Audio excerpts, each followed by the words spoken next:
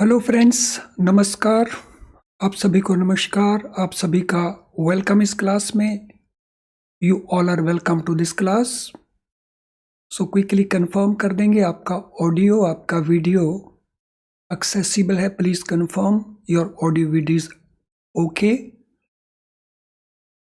सो आप सभी को नमस्कार। क्विकली कंफर्म कर देंगे, please confirm your audio video is okay so that we can start.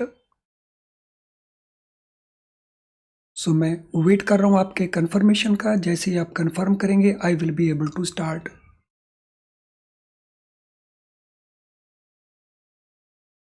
कर दीजिए confirm quickly. So I am waiting for your confirmation, do it quickly. तो जो स्टूडेंट्स क्लास में आ रहे हैं क्विकली कंफर्म करते जाएंगे कि आपका ऑडियो, आपका वीडियो दोनों ही ओके हैं। चलिए स्टार्ट करते हैं आज का discussion.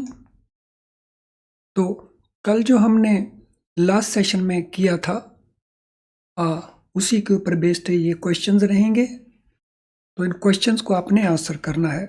So let us start this exercise. What is the purpose of crossing a cheque? So cheque को जब क्रॉस किया जाता है तो उसके पीछे कोई ना कोई ऑब्जेक्टिव होगा। तो वो ऑब्जेक्टिव क्या है, वो पर्पस क्या है, ये हमारे ऑप्शन आंसर्स हैं। तो इनमें से देखिए best answers, more appropriate answer कौन सा बनता है। So which is most appropriate answer. So cross जब हम चेक को करते हैं तो उसका पर्पस क्या है, ताकि हम उसको आसानी से कैश करवा सकें। उसमें सेफ्टी है एंड ऑडिट ट्रायल है पेमेंट का। Payable to specific person only, make it valid for a longer period of time. तो इनमें से पर्पस क्या लगता है आपको कि चेक को जब क्रॉस करते हैं तो what is the purpose? Yes quickly, what is the purpose of crossing a cheque?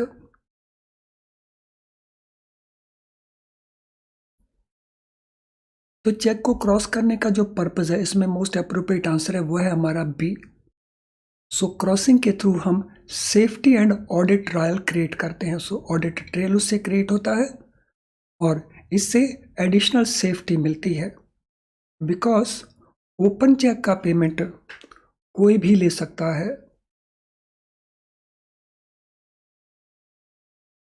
तो इसमें रिस्क ज़्यादा है। लेकिन जब हम उसको क्रॉस कर देते हैं तो फिर पेमेंट केवल बैंक ले सकता है और बैंक के पास कस्टमर का अकाउंट है जिसमें केवाईसी भी हुआ होता है। इसीलिए तो ये पोजीशन सेफ बन जाती है। सो purpose is safety and create audit trail of the payment. Question number 2, which types of financial instruments are covered under the provisions of crossing a check? So cheque को क्रॉस करने के related जो provisions हैं वो किस किस instrument के ऊपर एप्लीकेबल होते हैं? तो ये हमारे ऑप्शंस हैं। केवल बैंकर्स चेक के ऊपर, केवल पे ऑर्डर्स के ऊपर, केवल डीडी के ऊपर, बैंकर के चेक के ऊपर, पे ऑर्डर के ऊपर, ड्राफ्ट के ऊपर। तो आपको क्या लगता है इनमें से एप्रोप्रिएट आंसर कौन सा है? सो मेरा रिक्वेस्ट है सभी स्टूडेंट्स से, वो सारे के सारे स्टूडेंट्स कोशिश करेंगे आंसर देने की, उससे आपका माइंड एप्लीकेशन होगा। And mind application means better understanding.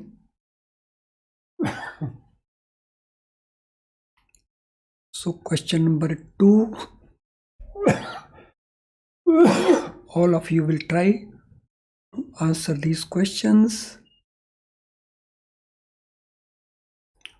So answer 2 का है डी।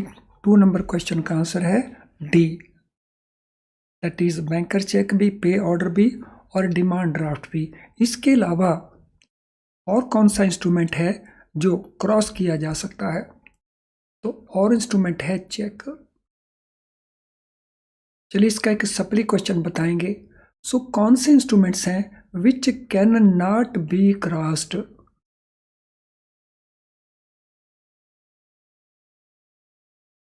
नेगोशिएबल इंस्ट्रूमेंट्स में कौन से वो इंस्ट्रूमेंट्स हैं जिनको क्रॉस नहीं किया जा सकता?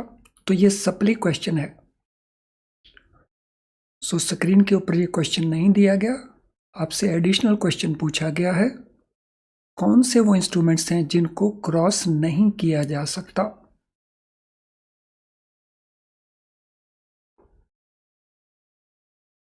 उन इंस्ट्रूमेंट्स में क्रॉसिंग की फैसिलिटी नहीं है, तो वो कौन से इंस्ट्रूमेंट्स हैं? आपको कॉपी जरूर नोट किया होगा आपने, वेरी गुड। तो this is promissory note and bill of exchange. Promissory note के अंदर और बिल ऑफ एक्सचेंज के अंदर क्रॉसिंग की फैसिलिटी अवेलेबल नहीं है। Question 3, who gives the mandate for crossing a cheque? So cheque cross करने के लिए जो इंस्ट्रक्शन है, मैंडेट है, वो किसका होता है? Bank, that is cheque is drawn on, या person who receives the cheque, person who writes the cheque, the person who cashes the cheque. तो ये मैंडेट किसके पास है? चेक को क्रॉस करने का मैंडेट कौन देता है? ये मैंडेट किसका माना जाता है?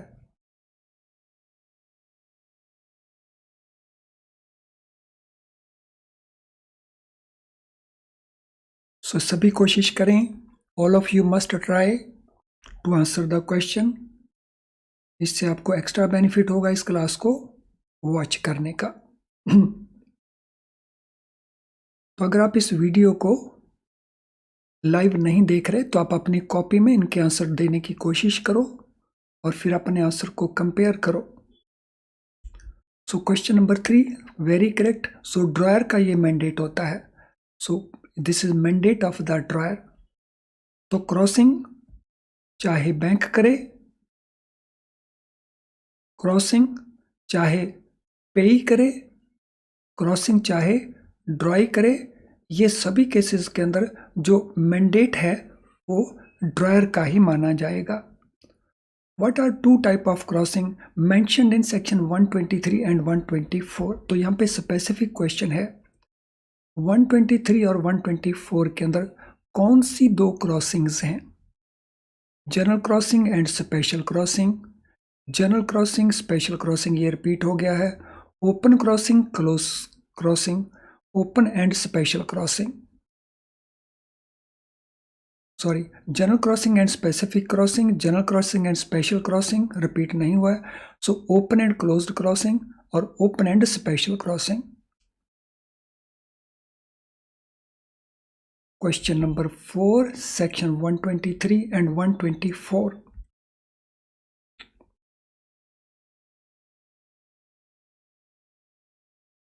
कौन सी दो क्रॉसिंग्स हैं?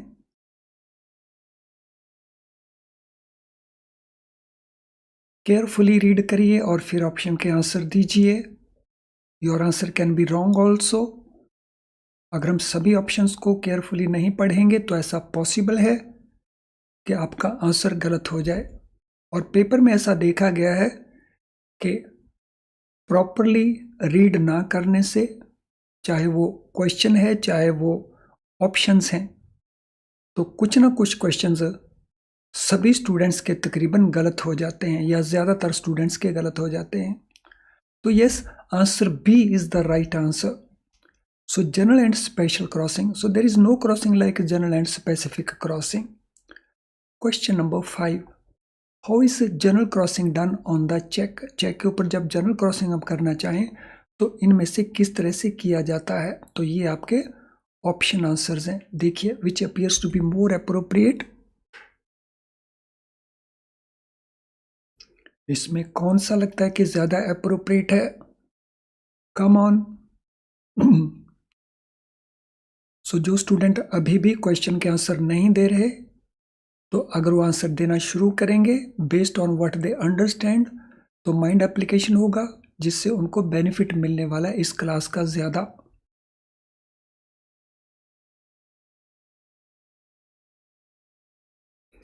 सो पूरा नेगोशिएबल इंस्ट्रूमेंट का जो चैप्टर है वो दोनों ही एग्जाम्स के लिए बहुत इंपॉर्टेंट है, चाहे वो जीआईबी में principles and practice of banking का पेपर है, चाहे वो सीआईबी के अंदर banking regulation and business law का पेपर है। दोनों के लिए equally important. Yes, question number 5 answer is B.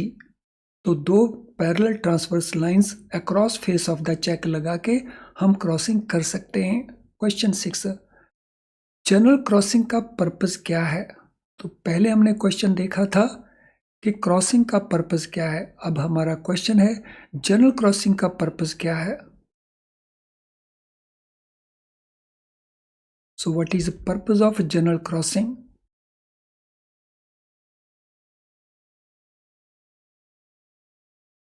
What is the purpose of general crossing? General crossing का पर्पस क्या है?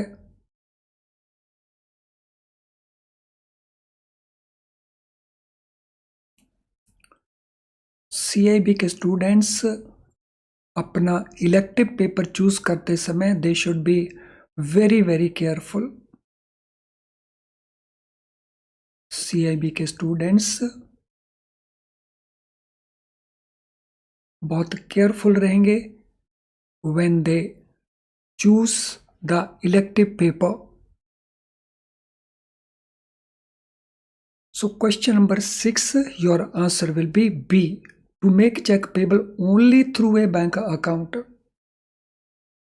So जब हम स्पेसिफिक बैंक की बात करते हैं तो वो बन जाती है स्पेशल क्रॉसिंग। तो यहाँ पे क्वेश्चन हमारा है जनरल क्रॉसिंग का, तो answer B is the appropriate answer. Question 7, can a general crossing include words such as and company or not negotiable in between the transverse lines? क्या जनरल क्रॉसिंग के अंदर इस प्रकार के शब्द डाले जा सकते हैं within the transverse lines? Yes it can be, no it can not be, only and co can be included, only not negotiable can be included. तो what will be your answer for question number 7?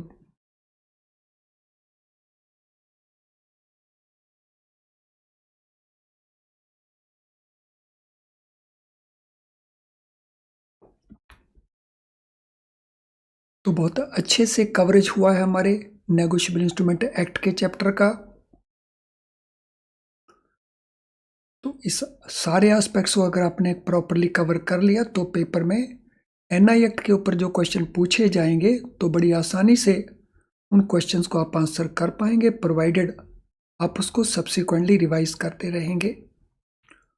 So question number 7, yes it is possible. तो general crossing में हम and को, not negotiable और even any other word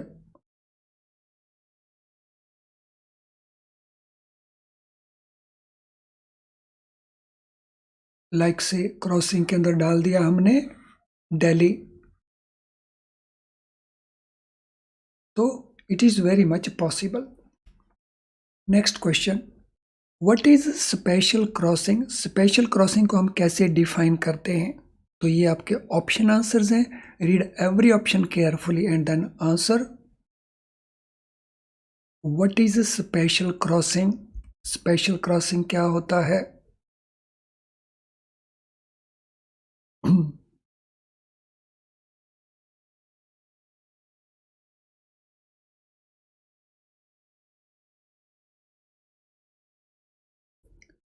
so what is special crossing? तो इनमें most appropriate option कौन सा बनेगा क्वेश्चन नंबर 8 के लिए?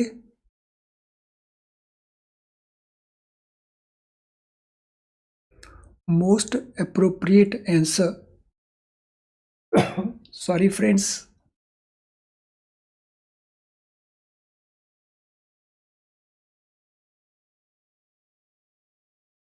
yes quickly,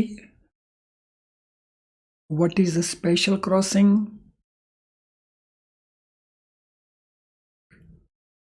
When check is crossed generally and bears name of the bank across a face. When check is crossed generally bears name of the pay across face. When check is crossed specifically for a particular purpose. When check is not crossed at all. तो special crossing का feature है कि special crossing के अंदर bank का नाम जरूर लिखा होगा, बैंक नेम इसकी मैंडेटरी रिक्वायरमेंट है।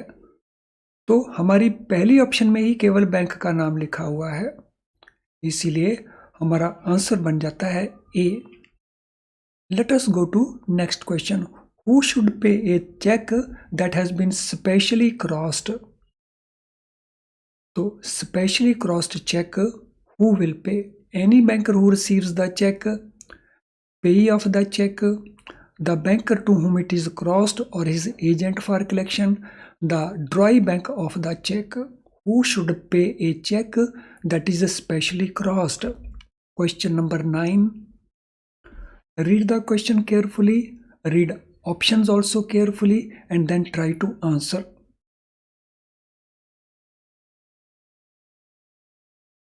Question number 9. So what will be the answer for question number 9?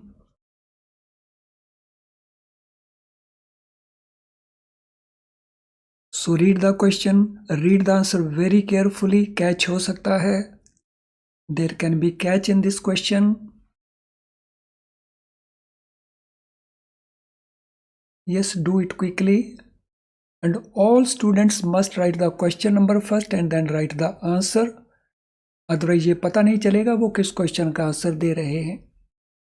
So please don't write any answer without writing the question number. So इस केस में answer will be C, the banker to whom it is crossed or his agent for collection. In fact, answer should not be C, answer should be D. अगर हम इसकी option को देखते हैं, question को देखते हैं, तो यहाँ पे क्वेश्चन है हु शुड पे. पे कौन करेगा? सो पे वो बैंक नहीं करेगा जिसकी फेवर में क्रॉस किया गया. पे हमेशा करता है ड्रॉई बैंक. इसीलिए ऑप्शन सी जो है वो आंसर सही नहीं है. So answer D is the correct answer. क्योंकि क्वेश्चन है who should pay, not who is to whom to pay. Question ये नहीं कि किसको पे करेंगे, क्वेश्चन ये है कि कौन पे करेगा. तो पे तो हमेशा ड्रॉई बैंकर करेगा, तो इसलिए आंसर इसमें हमारा डी होना चाहिए, नॉट आंसर सी. अगले क्वेश्चन के ऊपर चलते हैं. What is purpose of not negotiable crossing on a cheque? अगर नॉट नेगोशिएबल क्रॉसिंग किया है तो चेक के ऊपर उसका क्या पर्पज है? तो ये आपके ऑप्शन आंसर्स हैं. Question number 10.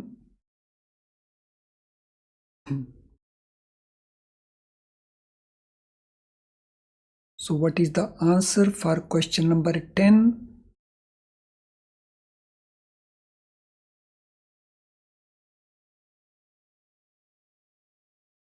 What is the purpose of not negotiable crossing? Not negotiable crossing का पर्पस क्या है?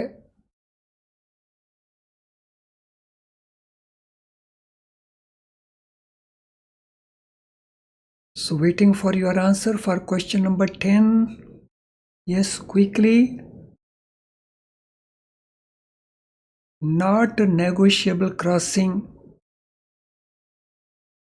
आपको कॉपी में नोट करवाया गया है कि नॉट नेगोशिएबल क्रॉसिंग का पर्पस क्या होता है. सो नॉट नेगोशिएबल क्रॉसिंग करने से जो उसका नेगोशिएशन करेक्टर है इंस्ट्रूमेंट का वो रिमूव हो जाता है. So negotiable character of the instrument वो खत्म हो जाता है नॉट नेगोशिएबल क्रॉसिंग करने से. What does direction to collect account pay or pays account only mean? तो जब हम इस प्रकार का डायरेक्शन देखते हैं टू कलेक्ट अकाउंट पे और पेज अकाउंट ओनली, तो इसका मीनिंग क्या है? तो ये आपके ऑप्शन आंसर हैं. सो चेक वैलिड नहीं रहता, चेक कलेक्ट किया जा सकता है किसी के भी द्वारा. Proceeds of cheque must be correct for page account only. Check can only be deposited into a specific bank account. So question number 11, what shall be the answer?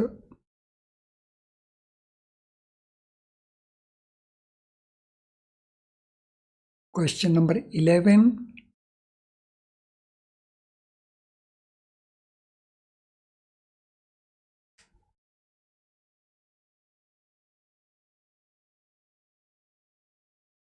So what shall be the answer for question number 11? Yes, question number 11 के लिए answer रहेगा सी। उस check की जो proceeds हैं वो पेइज account में ही collect होंगी या उसमें ही क्रेडिट होंगी। Is the use of account pay crossing specified in negotiable instrument act?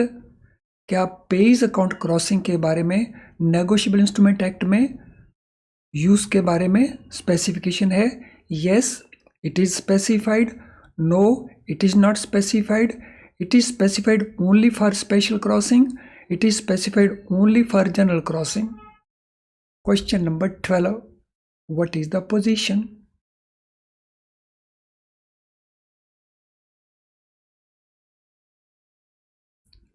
Question number 12, what is the position?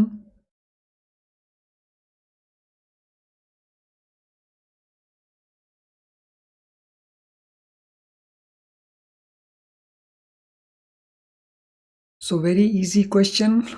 We can very easily answer the question. तो अकाउंट पे क्रॉसिंग के बारे में नेगोशिएबल इंस्ट्रूमेंट एक्ट में कोई mention नहीं है, hence answer would be not specified. So account pay crossing it is child of practice.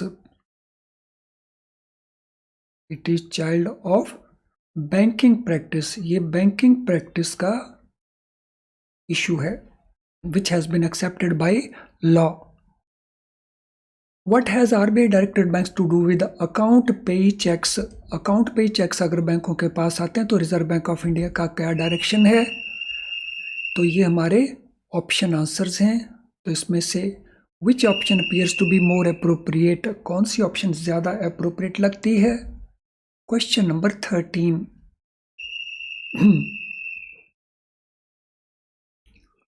to make checks payable to the named payee only, to make checks payable to anyone who presents is, to make check payable to specific bank account, to not accept account pay checks at all.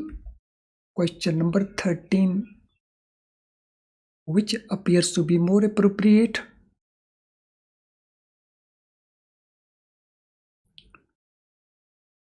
Yes, question number 13 के लिए A is more appropriate answer. A है cheque payable होगा to named pay only और वो भी उसके account में credit होगा। Question 14, can holder of uncrossed cheque cross it after it has been issued? Drawer ने चेक इशू किया विच वॉज अनक्रॉस्ड। आपसे क्वेश्चन पूछा गया क्या होल्डर इसको क्रॉस कर सकता है? No, they can not. Yes, they can cross it generally or even specially. Yes, they can only cross it specially. Or yes, they can add the words not negotiable. So, which appears to be more appropriate answer?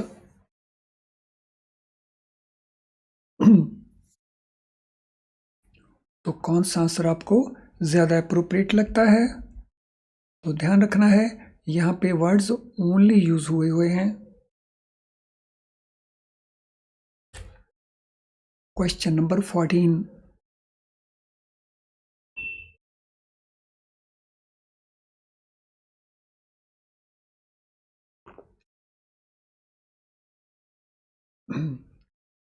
yes, holder of the cheque. So holders कौन होते हैं? सो holders होते हैं पेई और उसके बाद अगर उसको एंडोर्स कर दिया जाए तो एंडोर्सी होल्डर्स बन जाते हैं और इनको अथॉरिटी है कि वो चेक को क्रॉस कर सकते हैं and that crossing can be general crossing और that crossing can be special crossing also. तो जिनका अभी तक लाइक डिसलाइक बाकी है क्विकली लाइक डिसलाइक को कंप्लीट कर देंगे। कर दीजिए कंप्लीट क्विकली। और साथ में अगर आपने इस स्लाइड के कंटेंट्स राइट साइड के अभी तक नहीं पढ़े हैं तो इनको ज़रूर पढ़ लें, इनका बेनिफिट आपको हो सकता है। यस, क्विकली जिनका लाइक डिसलाइक बचा है, अगर आपको सेशन यूज़फुल लगता है तो क्विकली लाइक कर देंगे। अगर सेशन आपको लगता है यूज़फुल नहीं है तो आप डिसलाइक भी कर सकते हैं। और डिसलाइक करते समय अगर आप ये बता दें कि आपको क्यों अच्छा नहीं लगा तो हमें एक फीडबैक मिलता है अपने आप को इम्प्रूव करने के लिए। तो यस, क्विकली जिनका लाइक डिसलाइक बचा है क्विकली कंप्लीट कर देंगे ताकि हम इसमें आगे चलें। तो आप लाइक डिसलाइक को कंप्लीट कर दीजिए, मैं आगे बढ़ता हूं। तो अब हम बात करेंगे चेक्स का डिसऑनर हो जाना यानी चेक्स का बाउंस हो जाना, इससे रिलेटेड क्या क्या रूल्स हैं। So what are the rules related to bouncing of cheques और dishonour of cheques. So cheques अगर डिसऑनर होते हैं तो क्या रूल्स हैं।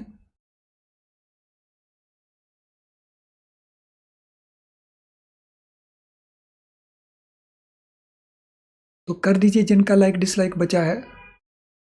Bank is required to dishonour cheques received for payment if requisite conditions are not met. तो अगर bank के पास चेक आता है फॉर पेमेंट तो उसकी कुछ रिक्वायर्ड कंडीशंस हैं जिनको हमने पेमेंट ऑफ चेक वाले पार्ट में डिस्कस किया था। अगर वो रिक्वायर्ड कंडीशंस फुलफिल नहीं होती तो bank will return that cheque, जिसको हम कहते हैं डिसऑनर द चेक। तो बैंक चेक को कब डिसऑनर करेगा? When required conditions are not fulfilled. जो रिक्वायर्ड कंडीशंस हैं जब वो फुलफिल नहीं होती, और इनकी एक लंबी लिस्ट है इन रिक्वायरमेंट्स की।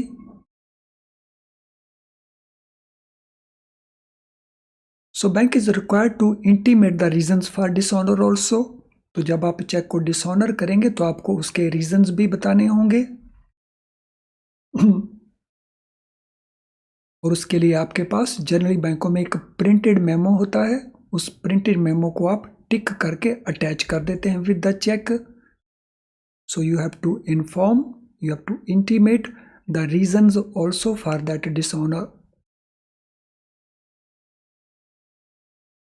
यूजुअल रीजंस क्या हैं डिसऑनर के, जो अक्सर हम यूज करते हैं, वो रीजंस क्या क्या हैं? तो मैंने पहले ही कहा है there is a long list of such reasons, लेकिन उसमें से कुछ रीजंस क्या क्या हो सकते हैं। वन, इनसफिशिएंट फंड्स, अकाउंट में जो अवेलेबल बैलेंस है दैट इज नॉट एनफ, या balance is enough but balance is for some other purpose. तो इसको हम कहेंगे इनसफिशिएंट बैलेंस और इनसफिशिएंट फंड्स।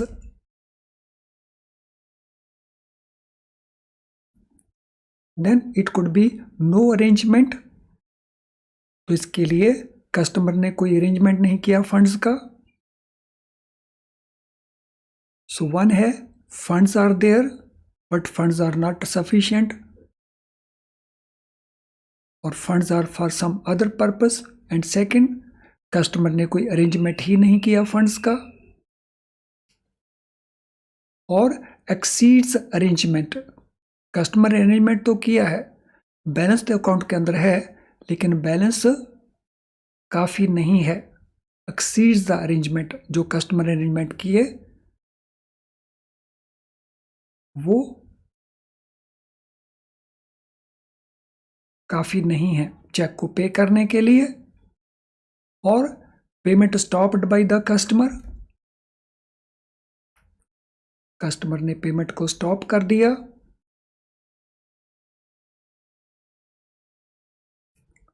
और अगर कुछ नहीं आता तो कह देंगे कि आप ड्रॉयर से जाकर के पूछो।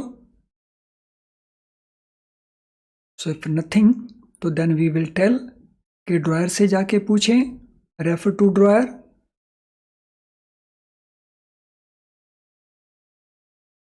और account stands closed by the dryer, so dryer ने अकाउंट को क्लोज ही कर दिया। सो ड्रॉयर ने चेक इश्यू किया लेकिन अकाउंट को उसने क्लोज कर दिया।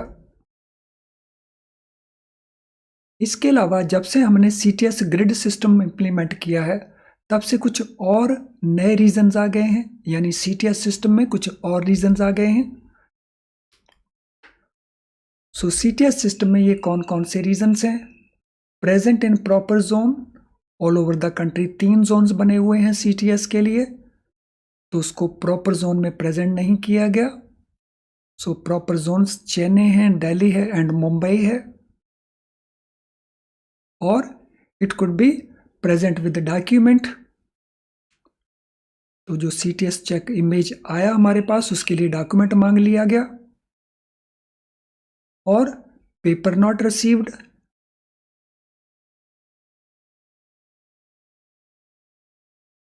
पेपर नॉट रिसीव्ड, और digital certification validation failure. So digital जो सर्टिफिकेशन किया गया बाय कलेक्टिंग बैंक और द क्लियरिंग हाउस, उसका जो वैलिडेशन था वो पास नहीं हुआ, वो फेल हो गया।